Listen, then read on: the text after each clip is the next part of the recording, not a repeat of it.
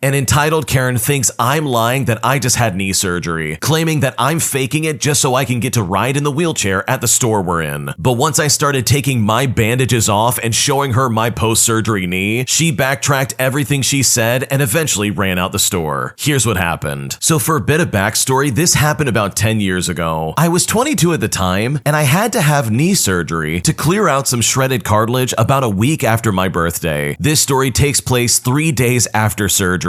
My mom, who's a nurse, and this will be important later, as well as my husband, who was my boyfriend of 2 years at the time, and my best friend, decided to take me shopping to try and get my mind off the surgery and to pick up some craft supplies so I wouldn't be bored while off work. I should mention it was an orthopedic surgery, so I didn't need to use crutches if I didn't feel the need, and I should be walking some. When we got to the craft store, which was not our first stop, my husband and best friend made me use one of the store wheelchairs. I was being stubborn because I could still walk, just not very fast or for very long without breaks. Since I really didn't want to be in that chair, my husband and friend decided to make a game out of it. They would do stuff like who can push me the fastest. Now, you might think we are wrong, but let me state this was in the middle of the day on a Monday, so the store was not busy, and my husband and best friend would check the aisle to make sure that the coast was clear. Literally nobody was being bothered. After one of the speeding events, I was looking at something in an aisle, and my mom pulled my husband and best friend away to go look at something. It was something she thought I would like, and she wanted it to be a surprise. Well, I decided I didn't want whatever it was I was looking at, so I gently stood up and I put it back on the shelf. And this is right when the entitled Karen of this story just suddenly appears. This Karen appears out of nowhere, berating me for using the wheelchair as a toy, and how there are people who actually need it. I look up and I calmly explain that I just had surgery, and that is why I'm using the wheelchair. She then goes on and on. She starts saying, "I saw what your friends were doing, and you were obviously lying." I explained that they were trying to make me feel better, and I will tell them to push me normally from now on. But this did not appease this stupid entitled Karen, as she still kept berating me. At this point, I just roll up my pant leg, and I show her the compression bandages that I'm still wearing. She goes on and on, saying, "That means nothing. I could have just wrapped my knee up as an excuse, just in case we were caught. I bet the other people with you also have their knees wrapped." My group eventually returns at this point and says the same thing as me, but the Karen is still not having it and claims that we're just lying. I then look at my mom and I ask if I can take off my bandages, as they were supposed to be removed the next day. She says I really shouldn't, but she could rewrap it for me if need be. At this point, I take off the bandages before anyone can stop me, showing this stupid entitled Karen my knee in all its post-surgery glory. It was bruised and swollen right at the incision site, and you could even still see the iodine on my skin. This entitled Karen's face goes white, and she looks like she's going to be sick. She then starts stammering about how it didn't need to go this far. As my mom is rewrapping my knee, scalding me and the Karen under her breath, I look at the Karen and I say to her, "What else did you want me to do? I told you and they told you. I even showed you the bandages. You wouldn't get off your high horse and insisted that I was lying." At this point, a staff member comes to check if we need anything, and the entitled Karen runs away and scurries for the door. After that, we had a pleasant rest of our day and even stopped for ice cream on the way home. How obnoxious is that lady? The entitled Karen of this story was super rude. I mean, for starters, it's literally none of her business what they were doing. If they were running up and down the aisles with that wheelchair, literally just trying to have some fun, is it really bothering you? The answer to that, by the way, is no. They were literally just having fun and spending time together. Just because people are having fun doesn't mean you have the right to try and spoil that fun, especially when it's harmless fun. Nobody was getting hurt. Nobody did anything wrong. You, the entitled Karen, just didn't like that people were laughing and enjoying their lives, which is clearly something you struggle to do. So good for you for putting this entitled Karen in her place. She clearly was just on a power trip, and she absolutely had it coming. If you like Am I the Jerk, you're probably going to love Am I the Genius. Check it out, link down below in the description. My sister has been living with my husband and I for a while now, and I seriously don't feel like it's working out. And now I feel extremely guilty and overwhelmed, and I seriously don't know what to do. So my husband and I live with my sister, and I don't think it's working out, and I do feel extremely guilty. To give you some background from the beginning, I was on a family trip last year with my sister, my husband, and my dad. My sister had a huge seizure, and we learned that she has brain cancer. This was the worst time of my life, and the thought of losing my sister was too much to bear, as we are extremely close. My husband, who was then my fiance, as as well as myself, decided to move back to the US from England and help with everything she was going through. Packing all her things, moving out to Denver, flying around the country for doctors. It was a horrible time and was so scary. We were told it was terminal and inoperable. Fast forward to last year, and it's still terminal and still inoperable. But we've gotten a lot more information and realized she should be with us for a long time to come. At least we hope so. We're all living in a house together, and I thought things were fine. But slowly she has begun opening up to me